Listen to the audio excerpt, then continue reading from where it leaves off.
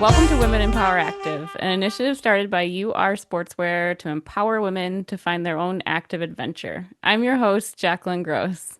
In the vast expanse of the Arctic wilderness, where ice, ocean, and granite meet, four climbers embarked on a 42-day journey that would test every limit, both physical and mental. Among them was Kelly Fields, part of a team that traveled across Baffin Island to Lemnos in the clouds, the hardest and longest route ever climbed by a female team in the Canadian Arctic.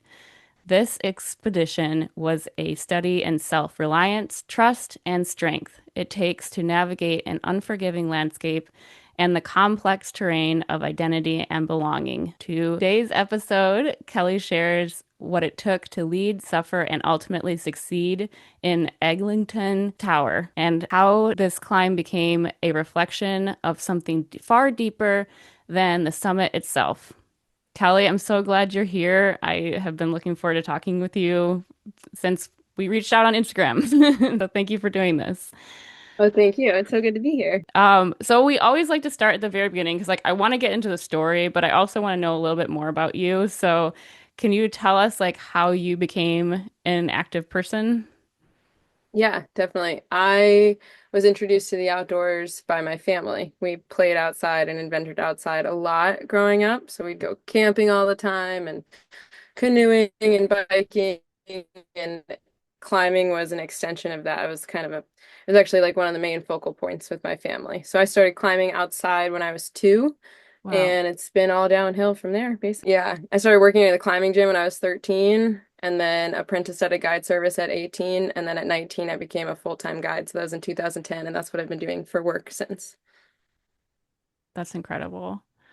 Um, so 2 years old, I guess you like can't really, I mean, can you speak to like your first moments of like remembering climbing at all? Like, do you even remember when you first started? So I don't remember it at 2. It was definitely Okay. just like climbing was always a part of my life. It was just always there. But I do distinctly remember my first multi-pitch climb, was when I was 5. And we did it as a family of 5. So it took forever. And I do Wow. specifically remember eating snacks and taking naps on ledges, which I think is why I love big wall climbing now. Because that's basically what I'm there for, is good ledges and good food and a good hang. So but yeah, I fully remember that. I just thought it was a cool place to nap. That's so cool. I can't even imagine that as being like part of the way that you grow up. So that's so cool. Um, all right. So how did this progress for you? So you started climbing when you're younger, but like what kind of drew you into like wanting to keep going and climbing? Well, we always did it as a family and I loved it. And then at 13, I got a job in a climbing gym because I wanted money for the movies, you know? I wanted to go do things and my Hmm. parents were like, "Well, you can get a job." And I thought my sister was working in the climbing gym. And I was like, that seems like a great first job Yeah. versus like, I don't know, whatever else you would get hired for. So Yeah. I started working there, and that was like the first time I took climbing on as like my own thing, and the gym helped me find community. And then shortly thereafter, I was taking my own climbing trips. So that's kind of when it morphed into, okay, this is my thing that I love. Um, and then I just kept going deeper into the world. So like Mhm. got really into sport climbing and then led me into trad climbing. Really loved that and just kept going from there. And I found that I was like, man, I want to get better at rock climbing. And it just seemed like in order to do that, you had to climb all the time. Mhm. And so that's what I did. I went to university, like to college for 3 semesters, and I was like, I can never go rock climbing. So then I moved to Seneca Rocks, West Virginia, dropped out of college, moved to Seneca Rocks. Mhm. And yeah, the year I dropped out of college and became a guide, I climbed my first big wall. And then I was like, well, I've really done it this time. So I just had to find a way to make climbing make me money or a way to just sustain myself in order to go climbing. That was the goal. Well, tell me a little bit more about like guiding. How did you get into that?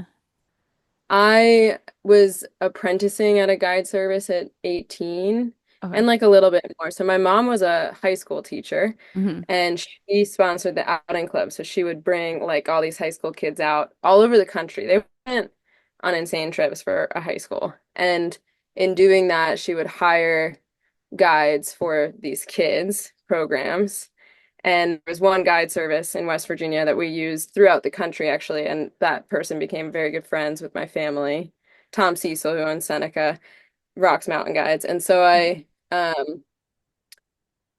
he just knew me. So it was natural for me to go like do a summer apprenticeship with the guide service and then slowly got into it. And Hmm. yeah, my mom would hire guides to take these kids out, and then so that person was like a family friend that owned the guide service, and so it Hmm. was just sort of natural. We went there in the summers, and I shadowed the guys' guide days and like helped with top rope things, belaying for top rope groups in the beginning. And then started working out with people who specifically requested a female guide Oh, okay. because I was very young and I was a woman. So all of the other guys around me were getting work, and I certainly was not. And then that's how I got the idea to start women's climbing events, which is where my guide service originated, was Hmm. running these women climbing events because I was like sick of the boys getting all this work. And I was like, I'm gonna build something the boys can't work. And it really was a way for me to like get more experience guiding. And then Hmm. after doing it, the events and every time still are just so powerful, and Yeah. it's been so giving to me to build this community of women and just see what comes from that. And it really is so empowering and it's so necessary. And so I saw the need for it Hmm. after I started doing them, really. And then I was like, oh, this is important. And now it works. So like two of my best guides that work for me were mentored by me. They Hmm. both did these events way back when. One I started guiding when she was 8 years old, Oh my God. and now she's like a full-grown adult That's so and cool. a really talented climber and guide. And it's like very telling how Hmm. important those spaces are. And it's really cool to see it work. And now they both mentor me in the mountains in different Hmm. ways. It's like the mentorship circle is endless and very, very giving. It's cool. Yeah, that's so cool. That's so inspiring. Yeah, I mean, especially to do that work is probably so fulfilling for you. Also, probably tiring, but fulfilling. Yeah. Physically, mentally, Yeah. emotionally. So yeah, but those working with majority women really does sort of give you an extra boost. So Mhm. it's nice. That's really nice. So I Yeah. guess that kind of like leads nicely into your grand adventure on Baffin Island. Do you want to talk a little bit about how that came about? Yeah, definitely. That is proof of manifestation.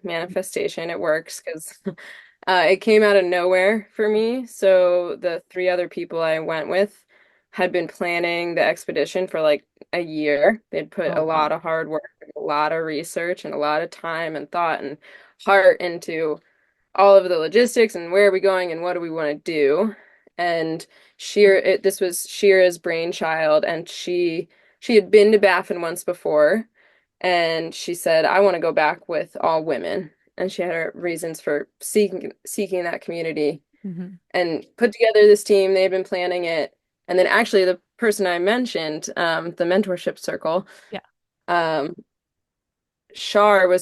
my guide, was supposed to go on that trip, and she ended up not being able to. And she was best friends with Heather. Hmm. And Shar was like, "Oh, you all should call Kelly because they needed one more climber. They wanted like a someone who could lead and kind of be the mastermind behind the big wall shenanigans." So they asked me to join about 2 months before our departure date, and that's a dream trip of a lifetime. I was like, "Yes, I will be there." So I only had 8 weeks to get prepped, about 2 months to get ready for it, but Wow. couldn't say no. Baffin Island is like I've always wanted to go there, and then to be able to go there with a team of women just felt like this is too good to be true. So who was all on the team? that was there? It was Shira, Natalie, and Heather Okay. were expedition team. And Natalie sat the climb out. So the first ascent team for the climb was Shira, Heather, and myself. Wow. And then talk about the Yeah. grades on this climb because they are some hard grades. Yeah, we found a natural line, which means we didn't have to put in any bolts. We did do a little bit of aid climbing to avoid putting in bolts. But we gave the climb a grade of 511 plus. Those crux pitches were probably 11 CD with an A0 in there. And that A0 came from a tension traverse that Heather led like a boss, but Heather was flake, and then there was blank rock, and then a big wide crack. And so they had to do this tension traverse over into the wide crack. And that made it so we didn't have to climb blank rock or put in any bolts. We had a hand drill, but we Mhm. were really, really trying to not use it. And then, yeah, after that tension traverse, that kind of gave way to the crux pitches above that. That was the first of the few cruxes. And then there was a steep finger crack and into a beautiful corner. It was a really beautiful route up this amazing head wall. I can't believe it went. That's incredible. Oh yeah, talk about the kind of like leading up to your journey once you got to Baffin Island. Yeah, so it was a long way to get there. Baffin is in Canada, but it's Mhm. so far away. It's so remote. So, and it was cool because the planes just kept getting smaller and smaller and smaller with every flight that we Yeah. took. It was fun. We landed in Clyde River and we had all our bags, which was a miracle. And I mean, it was an adventure from the beginning. The airport is not, it basically looks like a shipping container, like a renovated shipping container. So it's like one very, very tiny structure that they're like, this is the airport. And you're like, okay. And there's no runway. It's just a big patch of dirt, Wow. it's open space. Mhm. And they land the plane, and then there's this small building, and we get out, and there's a few other passengers. Most of the people that fly into Clyde River are either locals who had to leave for like a medical reason to go seek medical care, or they're contractors coming in, like an electrician or a plumber or like somebody. In this case, it was a bunch of lawyers, and they were having annual court there. So these people flew in and they were our ticket to get a ride because they had all arranged rides. We didn't arrange rides because we didn't even know if our plane would land. Like we had so much traveling before landing in Clyde River. We Yeah. didn't know if we would get there. And so we basically used one of their drivers, which was a local Inuit woman, and we paid her to come back for us. We weren't just stranded at this patch of dirt. Um, and we made base camp at the local baseball diamond. It was really just this tattered fence next to the bay that we were going to be questing out onto. And we camped there for really just a couple days. I want Mhm. to say like 2 nights because we got started as quickly as we could because we didn't want the sea ice to melt. So we were skiing over sea ice. And if that starts to melt and break up, it's just going to make the trip a lot harder. Oh So we my wanted to gosh. get started as we could. So we had some shenanigans like trying to find white gas, and we traded candy for the white gas because that's how the locals are there. They didn't want our money, they wanted our candy. And and we were like, cool, here you go. Yeah. And we gas and we packed everything and we set sail, meaning we put our skis on, and that was the first leg of the journey. What is white gas? Oh, you like put it in a stove. And Oh, so okay. instead of putting, like propane gas, you like Mhm. pour it in. It's Okay. fuel. Okay. We needed the fuel for our stoves. We were in the Arctic, it's freezing, and we were like, we need Yeah. fire. That makes sense. So, Yeah, and then we started skiing and we skied for 7 days straight, moving like all my notes are in kilometers because it was Canada. But we did like 18 to 30K a day. okay. And in total, that was 186 kilometers to our cache, 115 miles or something like that Mhm. to the where we had cached gear. We had shipped out a bunch of food and some climbing gear and other gear for the trip a month before. and Hmm. our local outfitter, his name is Levi, gem of a human being, absolute earth angel, put our cash out there, Hmm.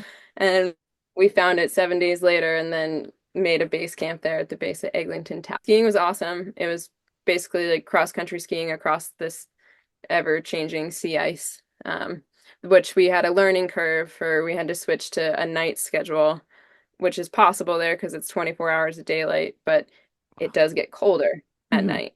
So we had to switch to night schedule so that the ice conditions were better for skiing. Did you feel just like completely isolated just Oh, out yeah. there? I mean, you're going out, and as you leave town, which town is like a very small place to begin Hmm. with, but there's every now and again, there's a hut, a few huts, which the locals use for hunting. They're like little huts that they stay in while they're out hunting. And like the Hmm. first 2 days, because we were moving slow, we saw some like one local, going Hmm. out to go hunting in these huts. And then eventually the huts stopped. And we're like, okay, now there's really no structures out here. There's no infrastructure out here. Nobody comes out here. We go.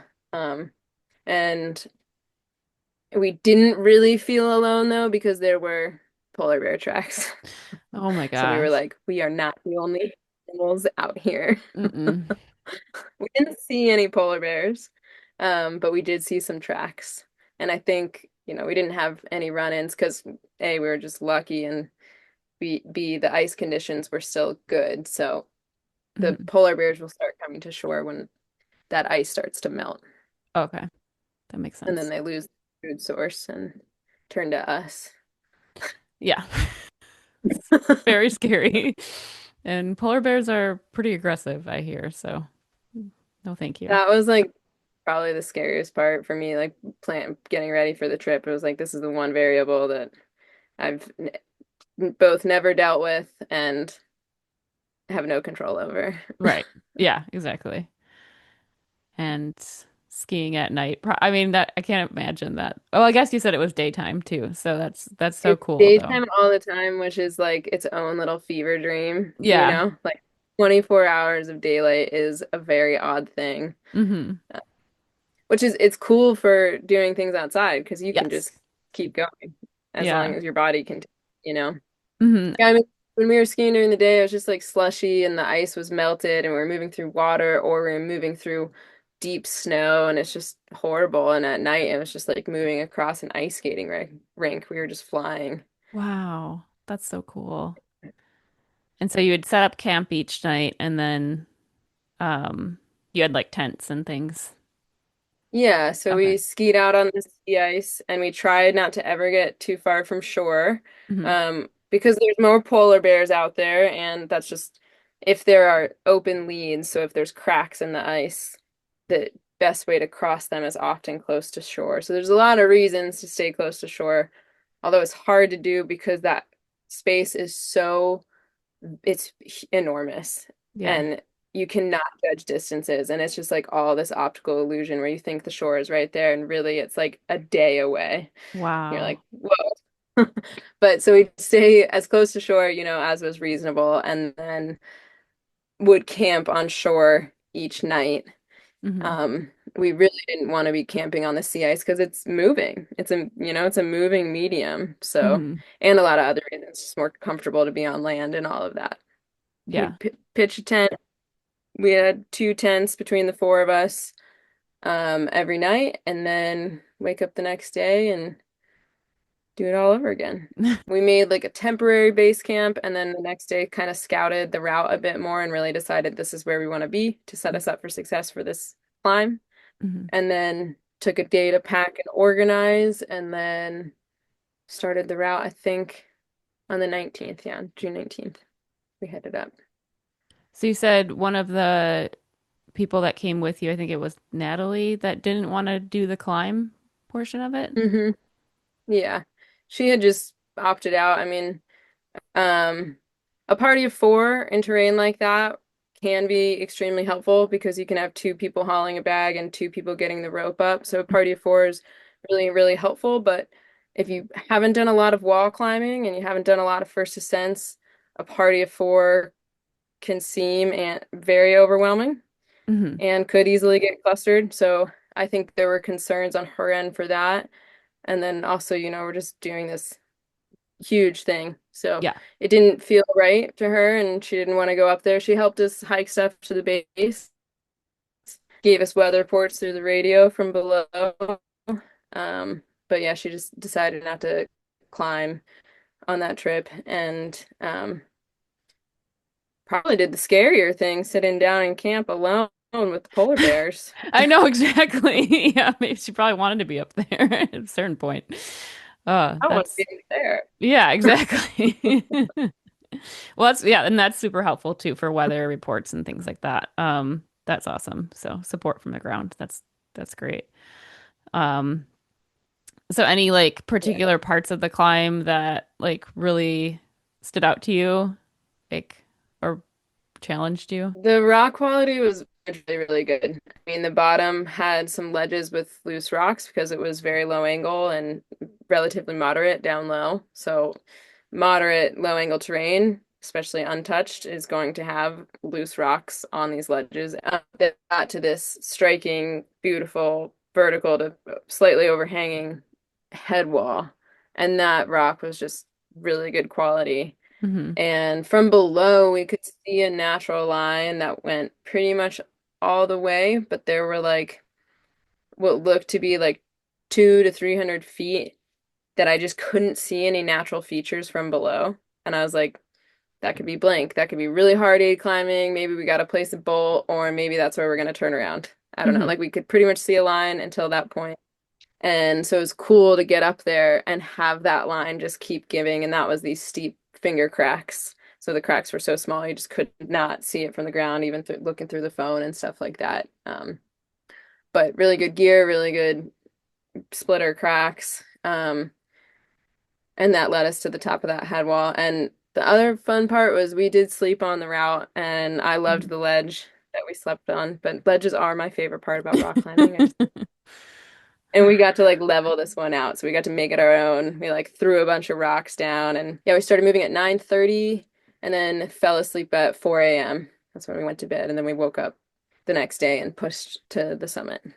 Wow, that's incredible. So like it was like a whatever, what, 48 hours you were on there?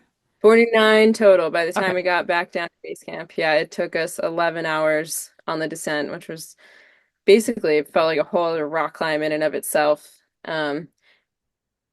Yeah, so when we topped out the head wall, we did a bunch of scrambling to get to the summit of the first tower, which is a little over 2,900 feet above base camp.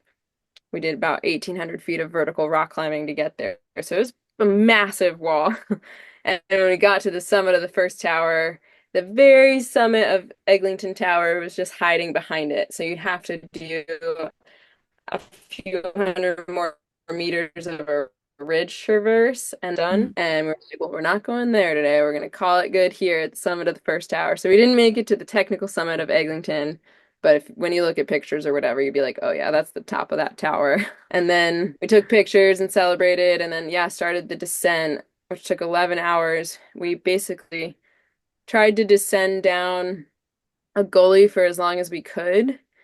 And then we basically just started rappelling into the abyss once we got like as low as we could. Hmm. And we found a section that seemed like we would never get stuck in overhanging terrain and hopefully would take gear or have other anchors to leave behind the rest of the way. And we didn't have to place a single bolt on rappel either. I had 8 or 9 rappels or something, and then a bunch of scrambling to get back down.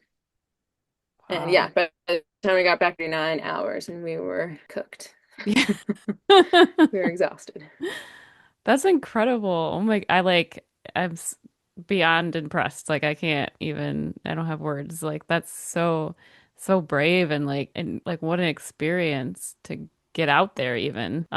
We What were did so lucky and so many our weather was so good. Like we had the best weather out there and really Mhm. good conditions and like to be out there, that's the reason we came and everything was pointing us towards it.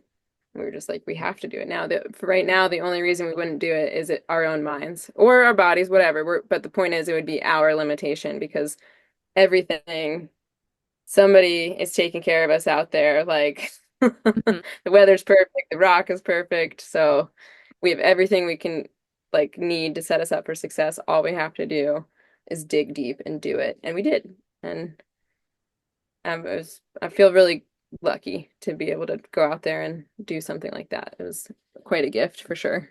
Yeah, that's incredible. And then afterwards, like, how was that ski back to your other base camp and by the baseball field? Oh yeah, that so we made a big loop of it Okay. on the way out. For me, the rest of the trip was super super fun. I was sad because I wanted to do more rock climbing. So as a, rock climbers, we get tunnel vision and we get fixated. I was like, I want to climb all these amazing walls. So there's a part of me that was like bummed to be heading out, but just this one of the reasons I was drawn to this expedition is that it was going to be multi-sport. So it was like, okay, on to the next part of this.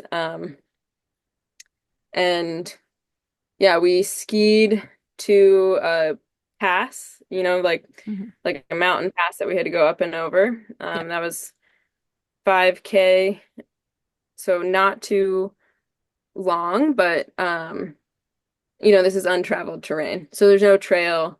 The talus is ever moving.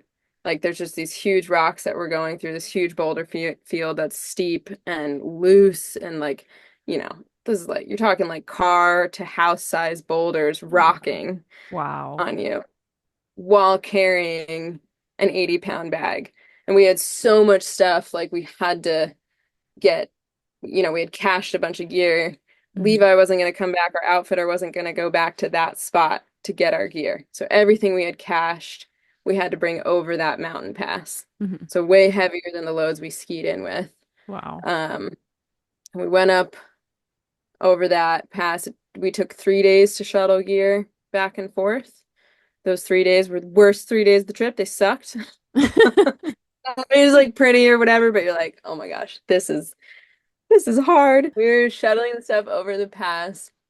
And it took, yeah, 3 days. We had good weather for it, at least. It didn't rain on us. We had good weather. The whole expedition was amazing. And yeah, we had to bring everything over, including the pulks, which are these giant tubs that we were skiing with. So it's just like it's a thing that's way bigger than a backpack. Natalie and Shira threw those on their back, and we hiked over the pass. And then we got to a freshwater lake called Eyre Lake, and that lake was still frozen, which is good news for us. And we skied across that. I walked because of my blisters. Oh, that's what I was saying. I had heinous blisters for the That's pass. right. Well, Yes. for all of it. For the climb, I had to build a cast for my foot, and I like couldn't really put a climbing shoe on. The whole other epic. Um, I had to do it in a pro shoes that I couldn't tie Oh my because gosh. the like they were so thick around the cast that I built to protect against my like very, very bad blisters. But yeah, so I do all that pass in these $18 rain boots, which I just thought was hilarious. And then um walked across the freshwater lake. And I thought that was so cool because the freshwater ice was really different from the saltwater, from the sea ice. And I wasn't anticipating that. And it was these like amazing crystals that were sticking up and like super jagged, like they would hurt you. You wouldn't just lay down on them. They were all stacked together really tight, and Mhm. it was just huge expanse of beautiful crystals. It was really pretty. That's really cool. I think I've seen those before. That's like when people like stick their, I don't know, stick something under the ice and then they like push it through and then they're like all individual like shards of like, I don't know, ice, I guess. Yeah, Yeah. they were all a bunch of icicles. And the sea ice was just so different, which, now makes perfect sense. Of course, I understand it now, but it's like, of course it's gonna freeze it. Salt water doesn't freeze, Right. Like I just hadn't thought about it until I Yeah. was out there. That's Most of my education has come from playing outside. it's the best. It's I the might be slow to learn, but it's very experiential. best.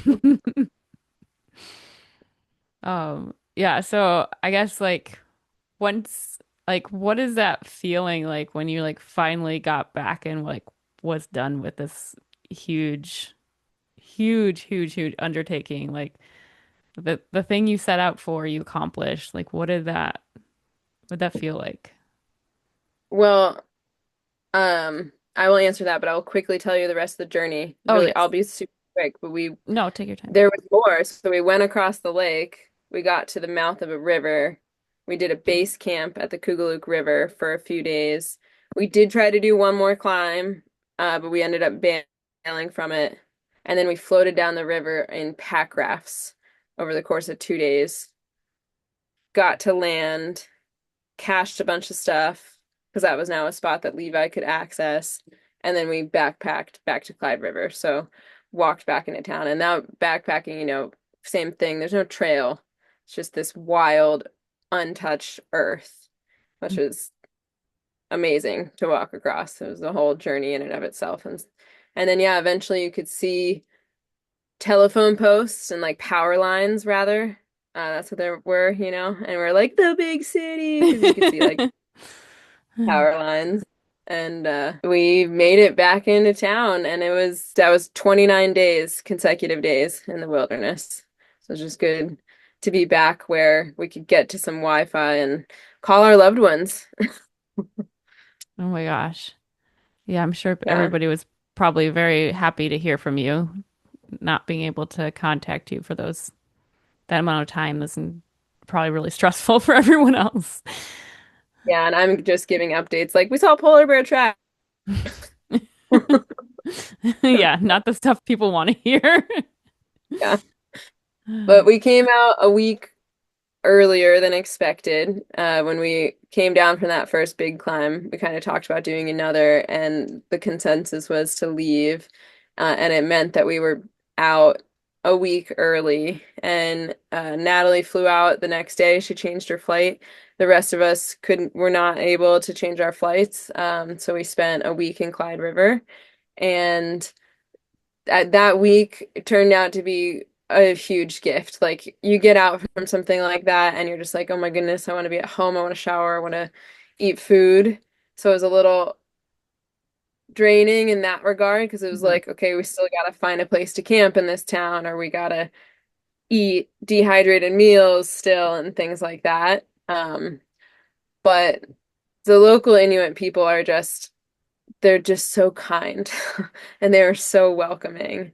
So it was so fun to just sort of see what their life is like. And it was summertime, so there's kids running around constantly, and the kids will just like run up to you and play games with you. And everyone's super curious because they never see people like us, and Mhm. so everyone comes up and talks to us. And yeah, we got to have some cool experiences in that last week.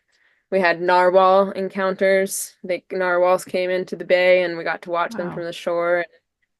That was very exciting.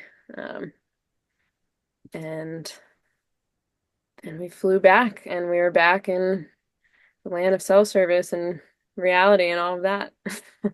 That had to be or felt really weird coming back. Yeah, for sure. It's still weird. Yeah.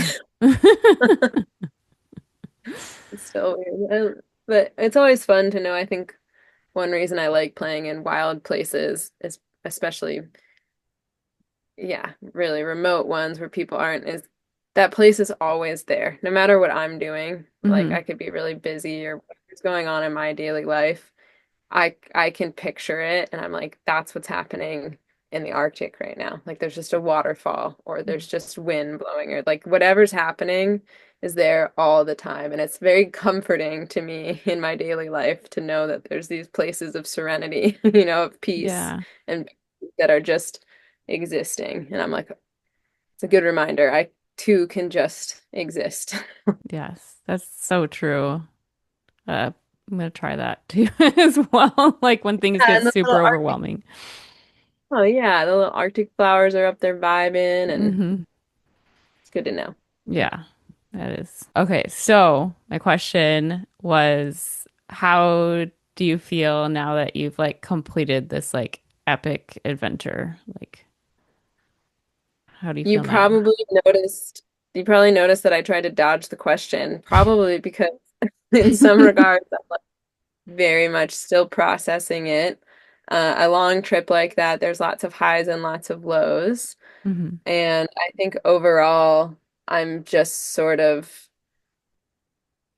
I really am filled with gratitude and sort of like, pinch me, is it real? Just like awe of like, wow, we got to do that. Not only did we get to do it, the weather was perfect. We did succeed. We were the first people to ever climb this head wall.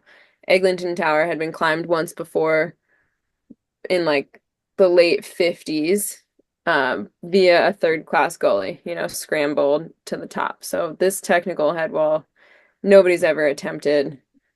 And I've put up a lot of first ascents, but it's hard to find a cliff of this magnitude that nobody's touched. You really just don't know what's going to be up there at all.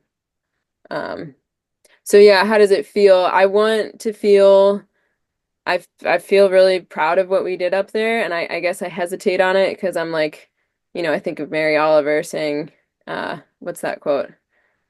Pay attention, be amazed, tell about it. Like it's important to tell about these stories, Hmm. but you have to find people that want to listen. So proud about it, and then I wonder if there's like I get worried about just what the digestion will be on the other end of it, like what how people will interpret this or if they care about it or that sort of thing. And I think what we did was really, really significant and it was a dream come true for me. So I guess I just feel grateful and lucky that we survived.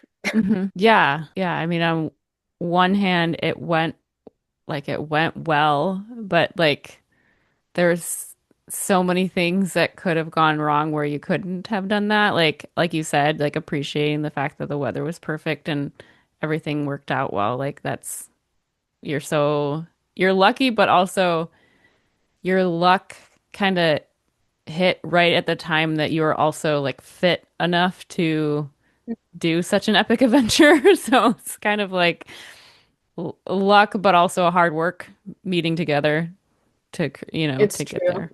Yeah. Yeah, it's true. It's like if this had fallen into my lap 16 years ago when I started guiding or something, I would not have been ready for it. So it was the perfect time. Um, the hardest part about the trip were the team dynamics. None of us knew each Hmm. other before this trip going out there. I think Heather and Shira had climbed together once. Natalie and Shira share a friend group, but had never actually met one another. And I didn't know any of them. Um, and so I think when you do something like that in an environment like that, no matter who you're with, there will be tensions, and that's the way it goes. But it's especially hard when you're meeting one another. Like, not only are you doing a hard thing, but you're sort of doing that thing where you're like, hey, do you want to be friends? Do you want to like play Hmm. outside? We have to get to know a little bit, and it's just a very harsh environment to do that in. Um, so that was by and large for sure the hardest part about the trip. And it's made it harder to with just like, oh yeah, it was amazing. Like I can't just say like, oh, it was amazing and we all felt really good. Like when we hiked in, Heather hiked in completely separate. So like when we hiked in, we were really excited to be in Clyde, but were we like close as a group, as a team? Definitely not. So our hearts were sort of bruised in that way. And I think a lot of people would agree where it's like I've been in environments like that a lot with men. And Hmm. if you walk out of that and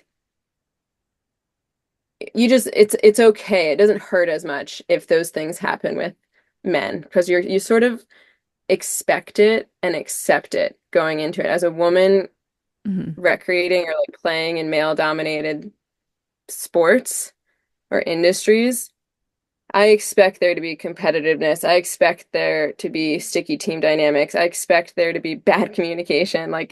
There's just certain things there's rules that come with playing outdoors with men.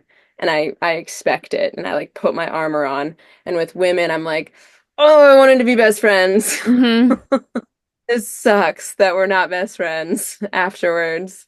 So it's made it a little bit harder to reflect on because of that. I 100% can understand that. Like, I always try to, when I get in situations, like, I always try to, like, leave space for and, like, I guess, like, make women feel comfortable more so than I feel like I do for men necessarily, because I just want them to feel like they belong in the situation. And I guess when it's not reciprocated, or you can feel like, oh, these people or women don't really like me in this situation, it does really hurt, and kind of feels not great because you're trying so hard to um make them feel welcome and you really want to be friends with them. So, Yeah.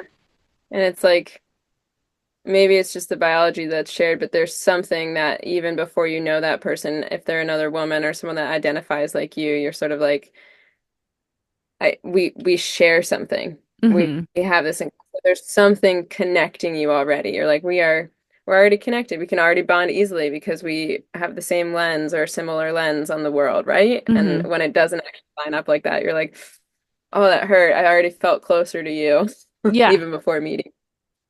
It felt very much to me like uh women, and I say that with like a little asterisk because Heather is non-binary. Mhm. Um, but it felt like, people who identify as female, like women recreating in a space. It's like it was a bunch of women who have only ever done things like that with men. That was the energy I got. And if you don't seek out women in the outdoors or just like female friendships, period, then you might not know that the rules are different than when it's with the boys. I don't know if this like makes sense what I'm trying to say, but it's like it's also like I feel cautious talking about this because I don't want the takeaway to be like, oh, these women went to the Arctic and it was like a huge cat fight. I'm like I really don't like that stigma. Ugh, Like yeah. we did try and communicate. We did have a lot of grace for one another. We were over prepared. Like it wasn't just this cattiness. It was just this like that's what, as somebody who's run group trips for women for 16 years, I was like, this is what happens if you don't ever play outside with women, is that you always are competing. You are always trying to like hide your pain or like not be too much or not say too much, or you're just like it's like a go, go, go situation. The vibes are very different. And when you're with a bunch of women, you're like, we don't do that here. There's no posturing. This is like a very collaborative effort. Yeah. Nobody is the best. We are all the best at something, and we're gonna like find that cohesion within. So I was just like, this is the patriarchy's fault. Yeah. So I it's important to like play outside with women, basically. No, I think that's so true. I mean, like one thing that I could think of that like is a good example of like kind of what I feel like in this instance is like when I'm running, if I see another runner and I'm about to pass them and it's a woman, I will like if I can, I will cross the street and pass them on the other side of the street, not next to them, so they don't Mm. feel like I'm trying to like beat them or that like feel bad or have any feelings about it. Like I don't want them to have any feelings about me passing them. Like I That's want so them, interesting. yeah, I just want them to enjoy their run because Yeah. I feel like I would have some sort of feelings about it if it happened to me. So I'm like I try to make people or women feel like that's not what we're here for. We're not here to compete against each other. We're here to like both enjoy being outside and like exercise and all that stuff. So I guess that's a good example of it might be Oh, overkill, definitely. but it's how I feel. Oh, I love it. Yeah. And she appreciates it, but yeah, I think that um what was I gonna say? I totally lost my train of thought. But Um, oh, that's what I was gonna say, is that I think that that competitiveness, one Hmm. thing it stems from is in a male-dominated industry or sport, especially, like there are so few women that the men around you compare you to one another, compare the women to each other. So Hmm. it's this thing that has been happening to us all the time, or I'll just speak for myself, but that's happened throughout my climbing career, throughout my guiding career. Another woman moves to town and they're like, "Oh, well, she climbed this. Did you climb this?" And I'm like, "I think it's awesome that she climbed this. Like, I don't know Yeah. what you all are trying to do." And like see where we stand on the pecking order, but like when she wins, I win. So don't pit us against each other. But I think that's where that comes from, is it happens to us all the Hmm. time. Yeah. I think that that's very true. And like there's times and places to be competitive and there's time and place to just enjoy the outdoors or be I guess I'm thinking more so like if you're in a race or something like that, like yes, that's okay. You can be competitive in a race. But like you also like you just said, like if she wins, I win. Like that's definitely true. Like go come away from that experience being happy for everyone that's been participating in that event. Um, Yeah. And also even like step back a little bit more of like it's not about you or me, it's about the love of the sport. Like it's about rock climbing, you know? So competition isn't, I don't think is necessarily this bad thing.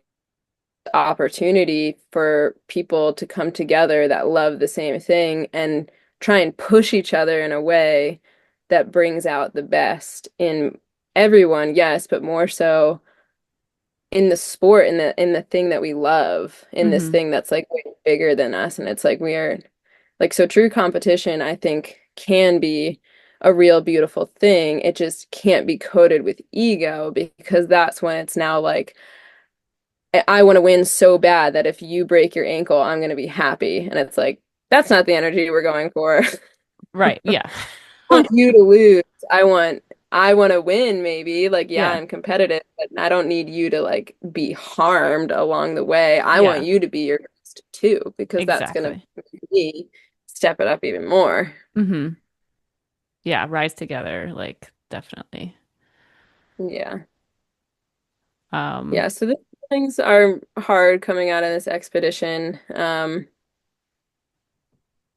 And it's that's like the main thing I learned is it's really important to be outside doing things like this, just with people that you trust and love and care about. And gender can be a way to bring people together, but if you are not careful, you can suddenly be in this like echo chamber and I don't know, you could maybe not be with the right people or be getting the fullest experience out of it. So it's like it's really important to be with people that you trust and love and can go through hard times with. And that was my takeaway is that physical fitness was definitely necessary, mental fortitude, grit, all of that. But like at the end of the day, I want my partners, I'm going to be looking for emotional intelligence, self-awareness, and accountability. And it's mhm, like if you have those things and compassion, then you'll get through any conflict. You'll get through anything. It won't matter what happens. exactly. Yeah. So true. Um, and so well said. I guess like looking like forward, do you have any plans of any big adventures coming up? Well, this is the first year, and I think 9 years that I haven't climbed El Cap, which my boyfriend just reminded me of, and I got so sad. Um, 'Cause I've like climbed it every year for Mhm. that many years, and I was like, oh, I didn't get to climb El Cap, and then I was like, oh yeah, I went to Baffin Island, did this thing. That's where my money and my time went. Oh, yeah. Heck yeah. So that being said, I have a little window coming up, and I was toying with the idea of running off into the valley and going to climb that thing in like a week. Hmm. Um, Partners pending. I might do it with Heather, who I was on the expedition with. But right now I'm in the guiding season, and Joshua Tree just started. So my work Okay. season when it's here is very busy. So I'll Hmm. be doing that for a few months. And what's your life like there? Are you living in your van or like what do you, because you're in a van right now? Currently, yeah. Okay, Yeah. cool. I moved out to Joshua Tree in 2015 and rented houses and all of that. The last year I moved my summer base out to Washington and what now I have the van down here in Joshua Tree during the work season That's so super that I cool. don't have to pay for rent. Yeah, Yeah, nice. it's awesome. One of my clients had it and they built it out and they made it all cute. It was like built by this lesbian couple, so it has all these feminine touches everywhere. There's like Mhm. a big plant. I was like, oh, it's so cute. And yeah, I'm in this thing. I park in various places, mostly at friends' houses, and work for our 7 month season, and then head back to Washington. Oh, that's so cool. Love that. Yeah. Um, are you okay? So you're thinking about El Cap, and then is there anything else that's on like, I mean, Baffin Island is like just is so amazing and it has happened so recently. Like there's no reason for you to like have another like epic adventure like that planned, but like is there anything else that you're thinking about? Oh my goodness, I would love to. I already am dreaming of many, many places. Yeah. I would love to go back to Baffin with Hmm. climbing being more of the focal point. So instead of doing a multi-sport thing, do what most climbers do, which is get snowmobiles and be able to be out there and have a base camp for a little longer. Hmm. Um, I'd love to do that. And, the big trips like that, we got a lot of grants. We were lucky to get grant money. That sort of thing takes a lot of money, basically. Um, so the faraway places will have to wait either to save money or get it again like that for something like that. But in the meantime, yeah, just trying to get up as many big walls in North America and play in the Alpine. Incredible. That's my This conversation has gone by so quickly. And I don't want to keep you too long. So, we always like to end our episodes with words of empowerment for women who are just trying to be consistent or anything to just keep them being awesome. Like, do you have any words of empowerment you'd like to give? I think just try and find the thing that lights your fire and have the courage to follow it, you know. So that thing that lights your fire can be anything. It could be running for you, it could be biking, climbing, it could be coloring or shopping, like truly, like whatever the thing is that lights your fire, it's just like tap into that, listen to it, and then have the courage to be like, this is what I love. I'm going for it. No matter what the noise says around you. Um, and women in climbing or the outdoors specifically, I'd say just do it for the soul, not the ego. So if that means taking time away from this thing that you love outside, then do it so that you are always, always, always feeding your soul and not your ego, because that will rob you of the play, of the fun of it. And if you don't have that, then you're not going to want to go pursue the thing you love, pursue your passion. So just feed the soul, not the ego, and take the time and the silence and the self-care that you need to to be able to hear and tap into and listen to what that is. Oh, that And was go beautiful. find some girlfriends, damn it. Go Yeah. make friends with women. It's important. Hang Ah, out with other people who identify like you. It's very important. yeah, that was very well said. Oh, the feed the soul, not the ego is something that I'm definitely going to be thinking about for a while. That's a wonderful statement. I sent me that question and I actually didn't prep for it. I really just like tapped into it right now. So I'm glad it was articulate. Yeah, yeah. No, I just will think about that for a while because I feel like a lot of times, too, the reason we stop doing things or like start hating things is because we're getting our ego too involved. And yeah, that's not the point. No. You And know, it starts with self-awareness, it's like you have to be trying to observe that ego because it's mhm, there all the time. And I think it can kind of be a good drive, but it's like just tap into when it's making your decisions. The ego is the part of you that's constantly comparing, always threatened, and never satisfied. So when you find yourself in that mindset of like competing, like we were saying, or like mhm, constantly comparing yourself to someone else, then just be like, just make note of it. Like, oh, that's my ego. And you don't even necessarily have to do anything. But then the next step is like, what? I'm going to tap into what my soul wants right now. mhm. And it's usually the opposite of that. Yeah. I'm thinking about that. I mean, yeah, that's so awesome. Did you like, how did you come up with all of this stuff just off the top of your head? That's incredible. Um, Well, I have been doing mindset training for like 7 years for okay. like a really long time, which I just say to say that like that's how long it's taken me to. But currently, right now, I'm reading a really awesome book. That's why this is on my mind, Hmm. which I can tell you what it is if you want. But Yeah. I'm, it's called Inner Excellence by Jim Murphy, and Hmm. it's just like it's the type of book that's like you're saying, it's come into my life at the right time. Like I can digest the information that he's saying because I'm like ready to and I want to. I think if I had read this book at a different time in my life, I would have been like, I'm not reading this. I don't know. But it came in at the right time. And he talks a lot about just like, the whole thing is like love, wisdom, courage. Like that's what we should be doing and how to feed the soul, not the ego. And it's actually been on my mind for a few years because of a climbing accident that happened in the Hmm. Sierras, rockfall, my partner's tibia and fibia. And when Oh that my God. happened out at 12,000 feet, I really had to look at if the mountains were feeding my soul or my ego. So I was like, am I willing to put myself in dangerous terrain like this? What am I doing it for? Hmm. Incredible. You're so cool. You're Oh. so cool. Is there anything that like I didn't ask you that you wanted to say or to be a part of your story?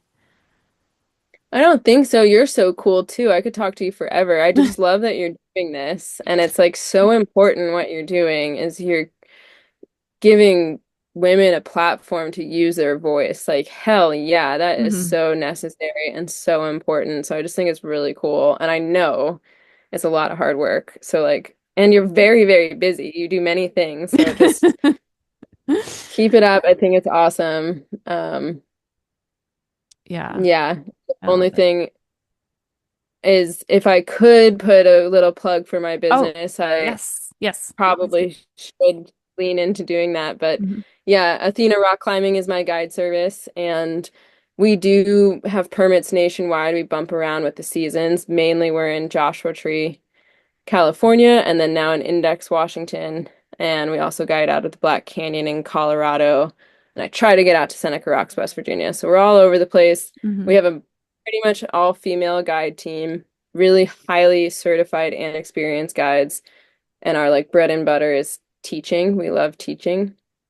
Um, so I have a mentorship program that I do, which is you sign up for 12 days of guiding in advance and we spread it out over 7 months. And that's just a way that I've found really works. You can't learn how to rock climb in a 2-day course. So this is Totally. my solution to that problem. And it's been cool to see that program work for the past few years. Um, And then we have some women's climbing events coming up in Joshua Tree in April, the two middle weekends of April, the 11th and 12th, and the 18th and 19th. And we do Art of Off-Width events with Pamela Shanti Pack, who's like one of the best off-width climbers in the world. And she's super awesome. Um, we have one in November and one in March. So that's what's going on with Athena rock climbing. Great. And what's your URL?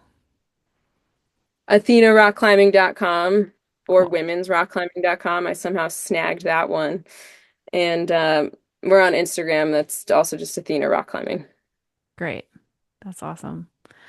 Yes, check her out. Is there like, do you have any courses for like the mental aspect of climbing at all? I don't because, well, that's a whole, we'll be talking for another hour if I tell you why I don't. But um, no, but can highly recommend a few Okay. coaches, some of which are just climbing Mhm. coaches, um, or some of which are just mindset coaches and like general life mindset. So that's what I do with my mentees is I send them to those people because I think there are people, my expertise is in like the technical side, Okay. safety side, that sort Mhm. of thing of rock climbing. And then the mindset is an ongoing journey for me. So Mhm. I don't feel qualified to pass that on to others, Yeah, that's fair. Fair enough. but I can teach you how to build an anchor. Okay, yeah, that's also necessary. Uh, both things are You very would, valuable. yeah, you would love talking with Josie McKee Okay, yeah, if you, definitely. I know I'll reach out to you and follow up on that one because I definitely need some help personally with that. So I think I probably yeah, should. Josie McKee is a good climbing coach, and then my life coach, who has fully changed my life, is Marta and has a Polish last name that I've tried so hard to remember how to pronounce. But she's lovely and highly recommended. She's a climber herself. She took me on my first big wall, actually, Oh, and cool. then yeah, before she was ever a life coach, and then many years later, the universe brought us back together, and I've hired her for like 7 years to dig into this brain of mine. Yeah. All right. You can follow me personally. That's at Jacalyn Gross, JACALYNGROSS. You can follow You Are Sportswear. That's letter U, the letter R, Sportswear on all social platforms. You can check out any of our products at youaresportswear.com. If you are listening to this and you want to watch the video version, you can go to You Are Sportswear's YouTube channel and subscribe. Both the audio and video version of this podcast was produced by Jeremy Canaria and edited by me. Thank you so much, Kelly. I have had an amazing time talking to you. Like, this has been so much bigger than I even ever expected. So, thank you so much for this gift of conversation. I appreciate it. Aw, thank you so much. It was so much fun.